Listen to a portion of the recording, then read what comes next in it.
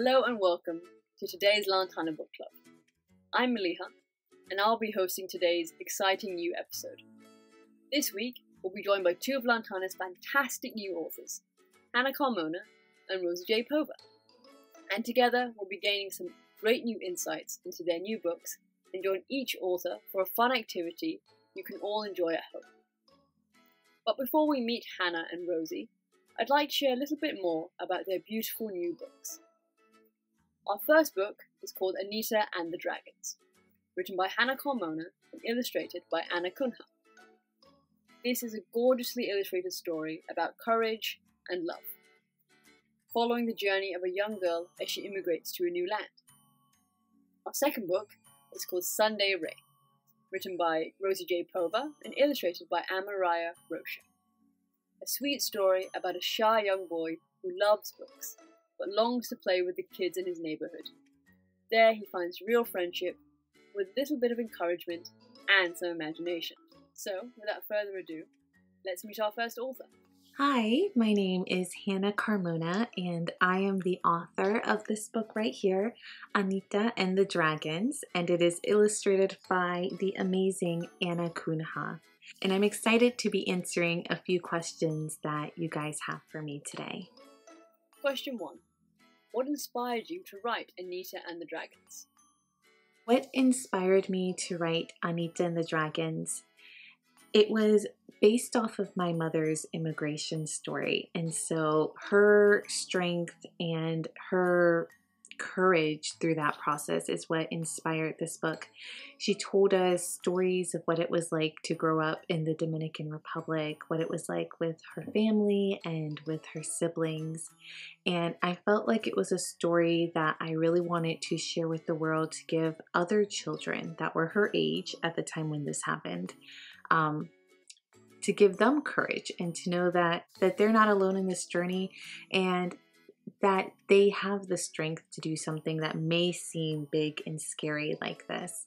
And so I wanted to be able to share this story as hopefully to be a window for those people that may not have emigrated from a different country, but then also a reflection for children who have had that experience, and just a way of saying, hey, you're not alone. This has happened to many people, and many people have had the bravery and the courage to go through this new experience, and so do you. Question 2. Loads of readers have been commenting on the beautiful illustrations of this book. How did you decide what ANITA and her family would look like? And did you discuss any ideas with the illustrator Anna?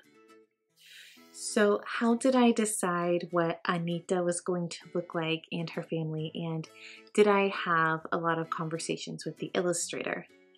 So no, actually, Anna and I have never officially met. You know, we've talked very briefly via email, and I had all sorts of ideas of what I wanted this story to look like.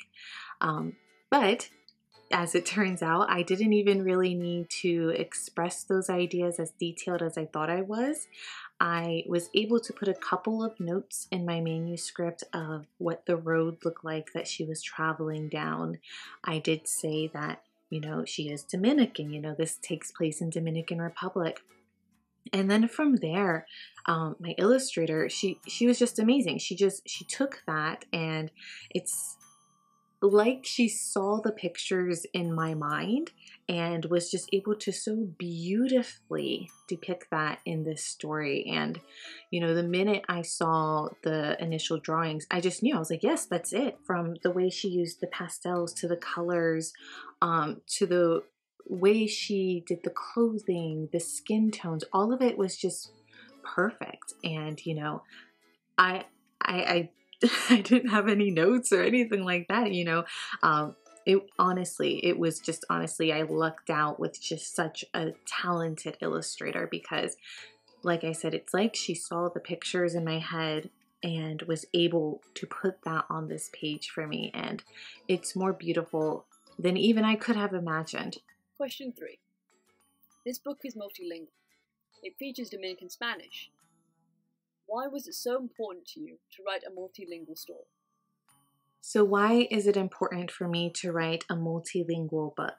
So because this book does take place in a different country, I wanted to represent the country it was taking place with not just the words, the illustrations that I use, but also by using the language, by sprinkling in some of the words that the locals would use, that my mom used growing up, and that were in her stories when she told us, when she talks about arroz con leche being her favorite dessert. We have that every year for Christmas. And when she was telling the story of the guy who would come with the wagon with all the fruits and vegetables, what she called him was the vendedor. And so, I wanted to put those words in there for a way to draw people into this world with Anita that may have never been to Dominican Republic. And, I myself have never even traveled there.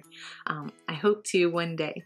But I really wanted to bring that to life by using the language that is spoken in Dominican Republic. Question 4. After reading this story, what do you most want kids to take away from your book? What I want children to take away from this story after reading it is that you are brave, you are stronger than you think you are truly amazing, and yes, things in life are going to seem scary. Things in life are going to feel like, these giant dragons, and it's gonna feel like you don't have the strength to face them, but you do. And whether that means having that support system around you. Anita has her family around her, and they're a little scared too, when the moment comes. But she has that support system to lean on. And whether you have that or not, I hope that you look at Anita and you see that she was able to find just that little light within her. It doesn't have to be big, bold, loud courage. Sometimes all you need is that little spark. And sometimes that little spark is enough to give you the bravery to face what it is that you need to do. Question 5.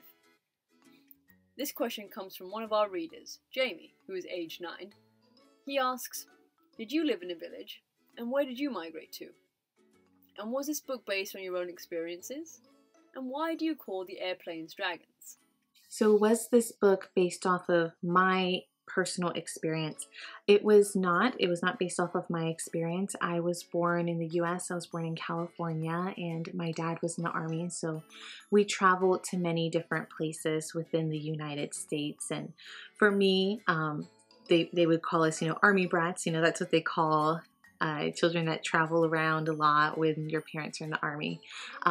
For me, it was a new adventure each time I had to travel to a different state and a whole new school and make different friends. I was in a lot of different elementary schools, and I had to leave behind a lot of friends and a lot of things that I loved in my state. And so I can relate to Anita with how scary that was for me traveling to a different state.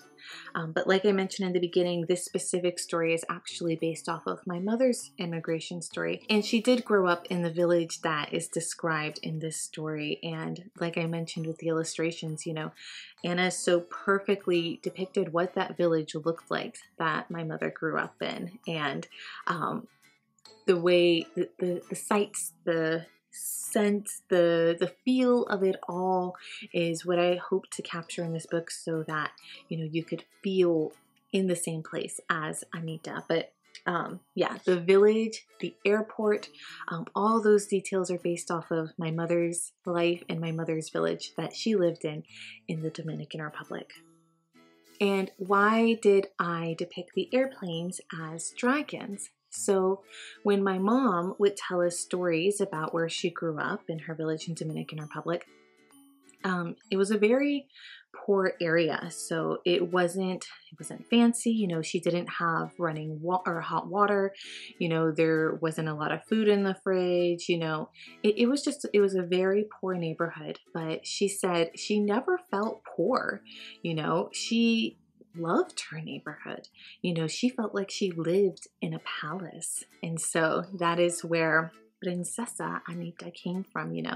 She feels like she lives in a palace, and despite her circumstances, she holds her head high like a princess would, and as she should, because her circumstances don't tell her who she is. You know, she tells the world who she is. And so I wanted to depict her as a princess. And for me, you know, when I think of princesses and princes, I think of dragons. You know, that's the scariest thing that they might have to go out and defeat. And so I did that association with the airplanes being dragons for Anita. You know, it was going to have to be this big, scary thing she was going to have to face, and that she was going to have to find that spark that we talked about and that courage to do so. Thank you, Hannah, for answering all our questions.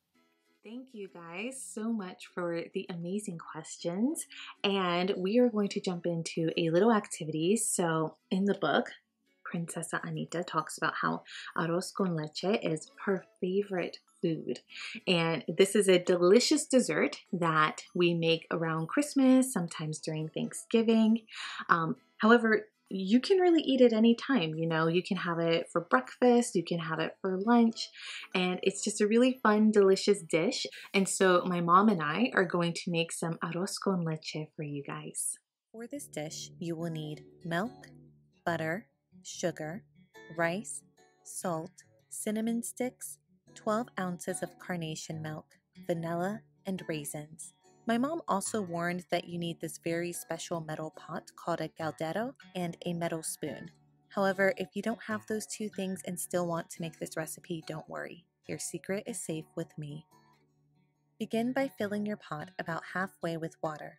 Add your salt and 1 cinnamon stick and wait until it boils.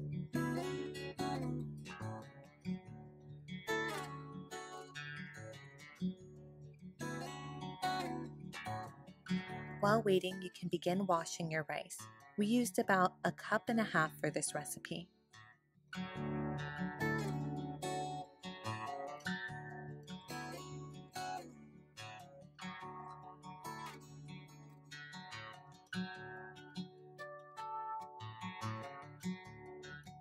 When your water is boiling, add your rice, then turn down the heat about halfway.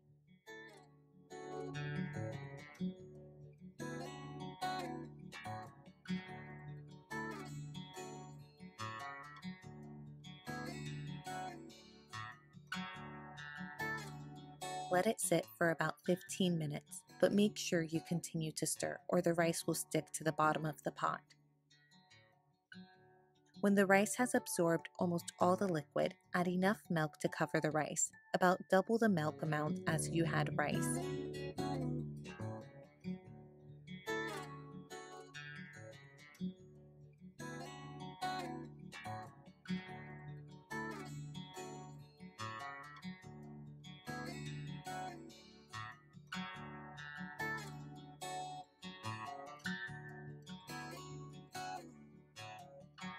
Then add your carnation milk,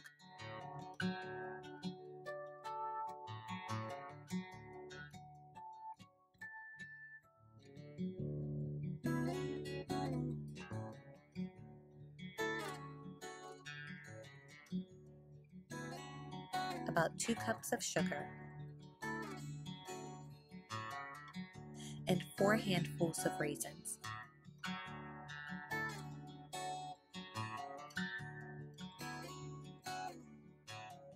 Bring everything to a boil once again.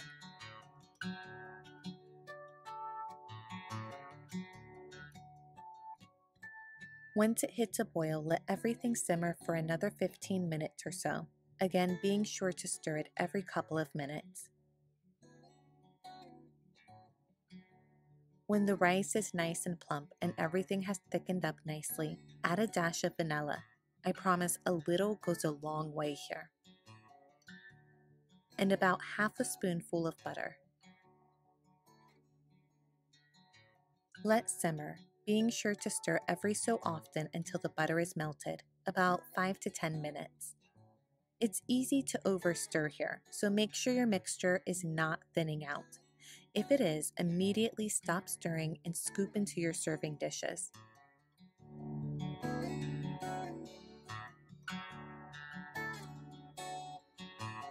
This is about the consistency it should be. As the rice pudding cools in its serving dish, it will continue to thicken.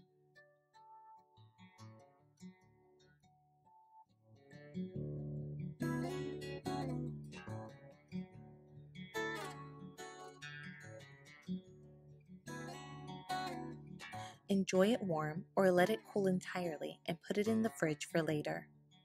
Thanks so much for watching, and I hope you enjoy making this fun, easy recipe.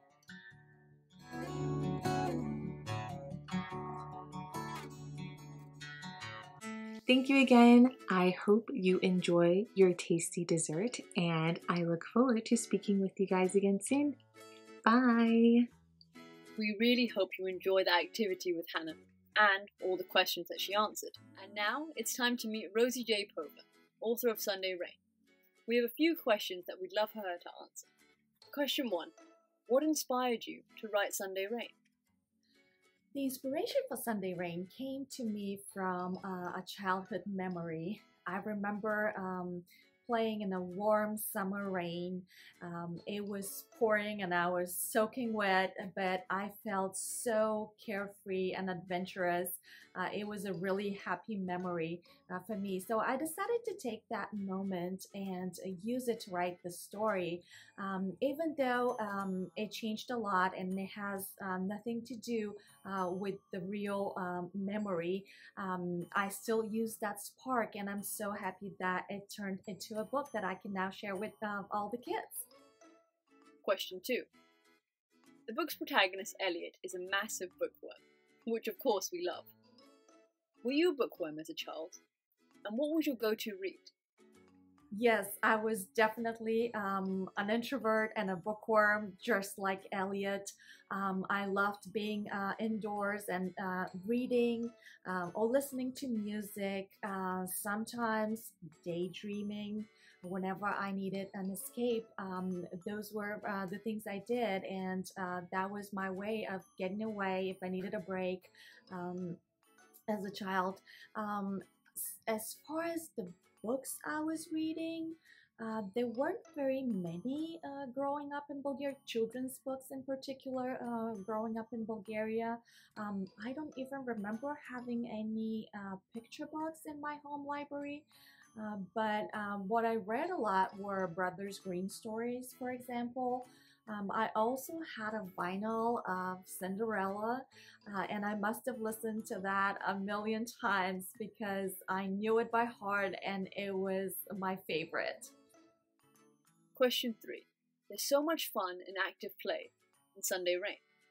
Would you say you're an outdoorsy person?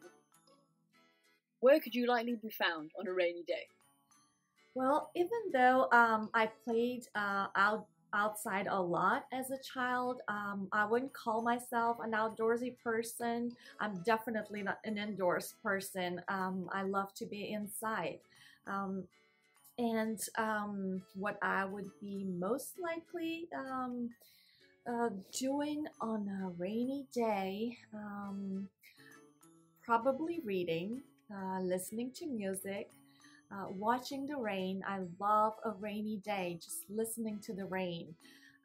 I love driving in the rain. So definitely just doing my own thing, maybe crafts or, like I said, reading. Question 4. After reading this story, what do you most want children to take away from this book? What I would love for kids to take away from this book is to have the courage to reach out and make new friends. I'd love for them to never forget to use their imagination in all kinds of situations, and be inspired to be spontaneous, play in the rain, or just do whatever feels right in the moment. But most of all, I would love for them to be inspired to be themselves and trust that they too can adapt to a new situation just fine, just like Elliot did. Question 5. This is another question from one of our readers, Zayden, who is age 4. He asks, why is there no prince in the story that Elliot is reading? Why is there no prince in the story that Elliot is reading?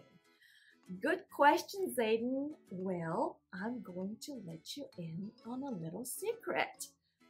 There was a prince in the story originally, the one I wrote first, But then before it turned into a book, we decided to make a little revision and change the prince into a princess.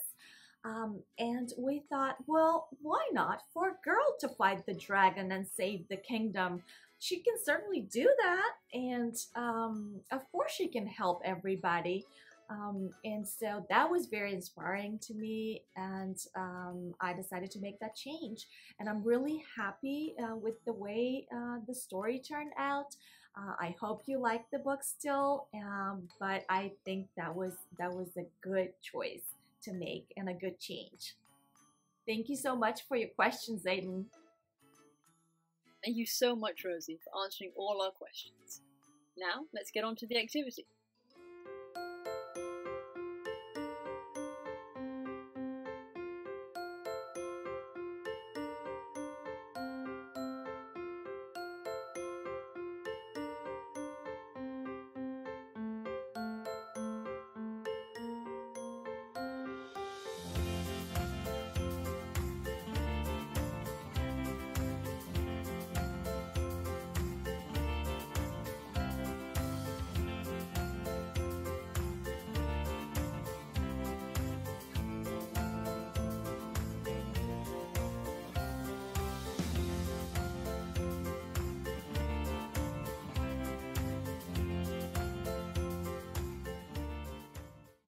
Thank you so much, Rosie and Hannah, for your wonderful insights on your books and for sharing those activities with us. And now, you can buy these books via our website at lantanapublishing.com. The link will be available in the description below. Thank you so much for watching this episode of the Lantana Book Club. And don't forget to like, subscribe and share if you enjoyed our video. And we look forward to seeing you next time with a brand new book. Bye!